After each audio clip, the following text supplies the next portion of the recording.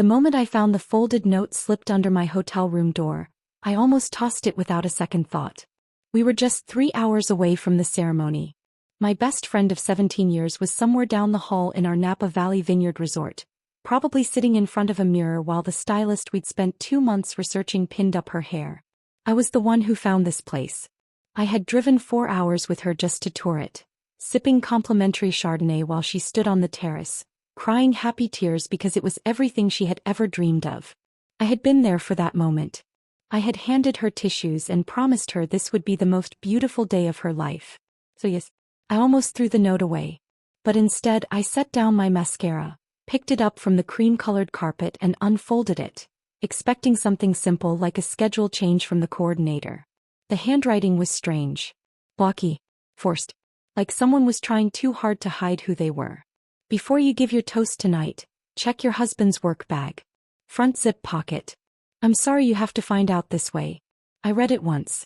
Then again. Then I just sat there on the edge of the bed, still in my robe, staring at the pale yellow wall until it stopped looking real. My husband had arrived late the night before. A last-minute work call had kept him at the office, so I came ahead with the other bridesmaids. We laughed, shared a charcuterie board and my best friend's suite, drank wine, talked about the future, while he promised he'd make it by dessert. And he did.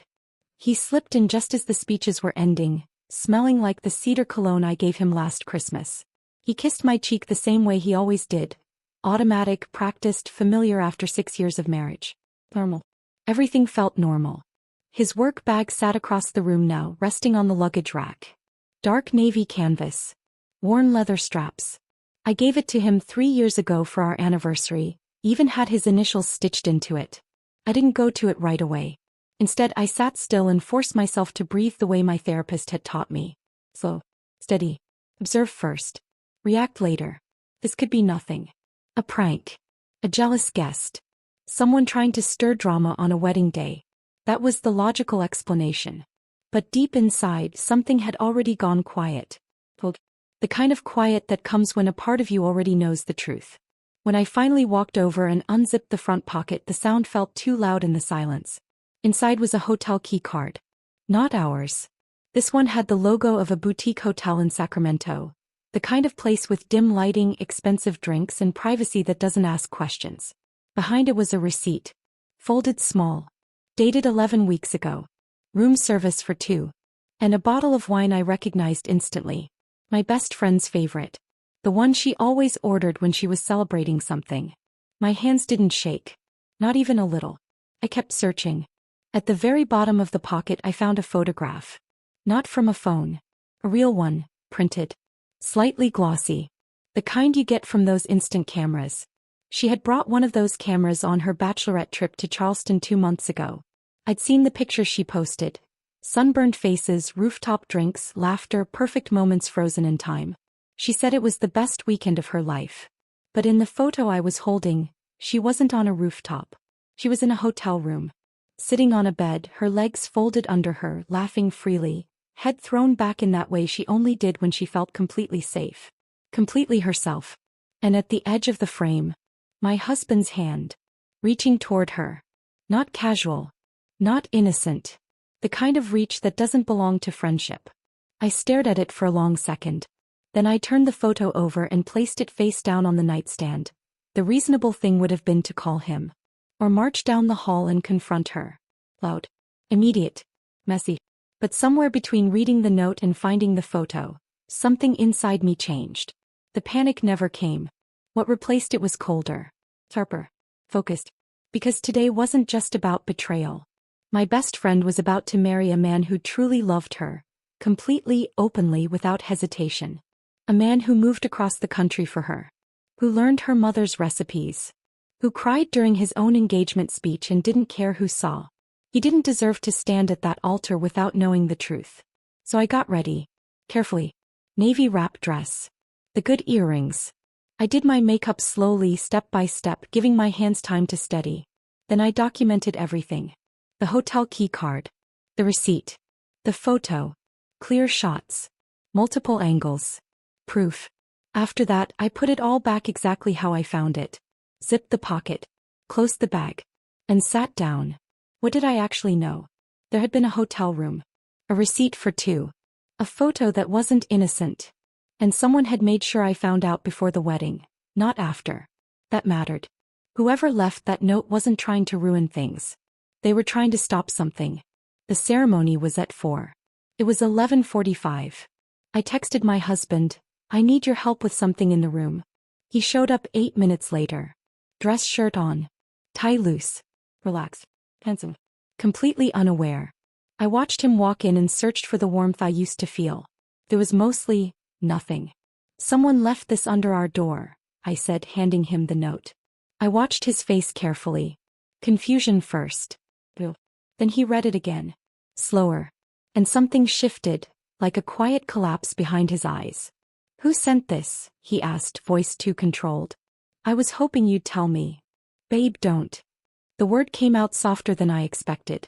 It landed harder because of it. I found the key card. The receipt. The photo. He sat down on the edge of the bed. And I watched 6 years of marriage rearrange itself across his face. Denial flickered but didn't stick. He knew I already had proof. Then came something worse. Relief.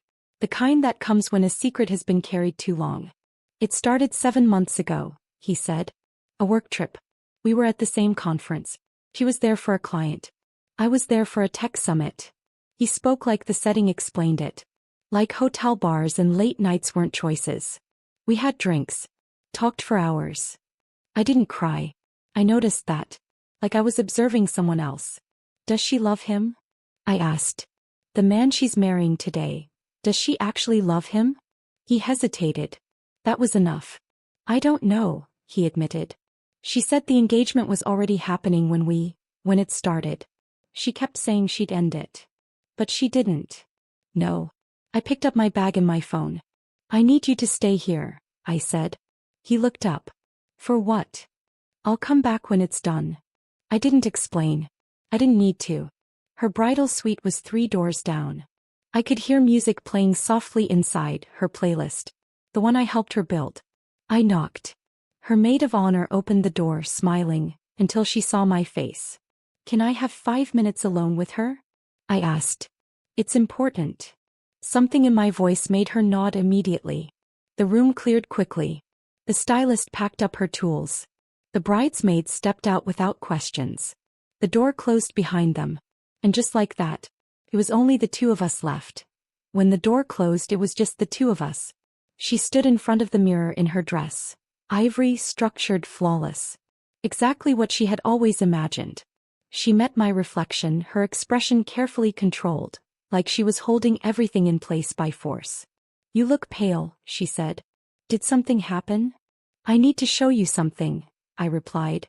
"And I need you to sit down first." She didn't argue. She sat. I placed my phone on the vanity in front of her, the images already pulled up. The key card. The receipt, with her favorite wine right there in the middle. The photograph. She stared at the screen for a long time. Then she exhaled. "I'm not going to pretend I don't know what those are." "Then don't." She closed her eyes for a moment. When she opened them, they were wet, but the tears hadn't fallen yet. "I ended it 2 months ago," she said. "I swear I ended it. The receipt is from 11 weeks ago." "I know." Her voice cracked. "I know when it was. I handled it terribly. I handled all of it terribly." She looked up at me and what I saw wasn't just guilt. It was fear. "Does he know?" she asked. "My husband is in our room," I said. Her voice dropped. "Does my fiancé know?" That was the real question. Not about protecting herself. About him. About whether the man who loved her without hesitation was about to walk into a wedding built on something broken. "Not yet," I said. She inhaled sharply like the air hurt. "I have to tell him." The words rushed out of her like they'd been trapped for months. "I have to tell him before I can't do this to him. I can't." I hadn't expected that. I had come prepared for denial. For anger. For her to turn this into something ugly. I hadn't prepared for honesty. "Are you sure?" I asked. "I've been sure for 2 months," she said quietly. "I just wasn't brave enough." She reached up, removed her veil and set it gently on the table. For a moment she just looked at herself. The dress. The The view of the vineyard stretching out beyond the windows. Golden, perfect, untouched. Then she picked up her phone and called him. I stepped into the hallway to give her privacy. I sat on a small bench against the wall, listening to the muffled sound of voices through the door. His voice rose first, confused, then sharper, then quiet. I didn't cry. I noticed that again. When the door finally opened, he walked out like he didn't quite see where he was going. He almost passed me, then stopped, turned. We looked at each other, the kind of look shared between two people whose lives had just shifted in the same moment. I'm sorry, I said. He nodded once. His eyes were red, but his jaw was set, like he was holding himself together by sheer will. She told me, he said. Everything, or enough. He exhaled slowly. You didn't have to come find me. You could have just let it happen. No, I said. I really couldn't. He sat down beside me. We didn't talk much after that. We didn't need to. Some losses don't require explanation, just presence. The guest had to be told. The coordinator, Diane, handled it with calm professionalism, like someone who had seen more than she ever talked about. There's been a change of circumstances, she announced. The ceremony will not be proceeding. 110 guests absorbing that news at once. It was a sound I won't forget. Confusion. Whispers. An unraveling. An hour later, my husband found me in the vineyard. The rows of vines stretched endlessly, bare and stripped down in the winter light. It felt fitting. Everything reduced to what it really was. She called me, he said. He met my best friend. She told me she ended it. That she's sorry. She is sorry, I said. That doesn't fix anything. No, I agreed. It doesn't. We stood there for a long time. Then I told him the only thing I was certain of. I don't want things to go back to how they were, I said. Because whatever we had, it included something I was never allowed to see. He didn't argue. And somehow that silence said more than anything else could. He didn't argue. He didn't try to explain or bargain or fix it in that moment. He just listened. And when I finished, he nodded and said he understood. That he was sorry. That he would do whatever I needed. What I needed, I told him, was space. Honesty. Time. Time to figure out if there was anything left to rebuild. Or if there wasn't. He nodded again. Then he went back inside and booked himself another room for the night. I stayed in the garden a while longer. 3 days after I got home, I found out who left the note. She worked at my husband's company. Not someone close to him, just a colleague who had been at that same conference in Sacramento. She had seen them together in the hotel bar.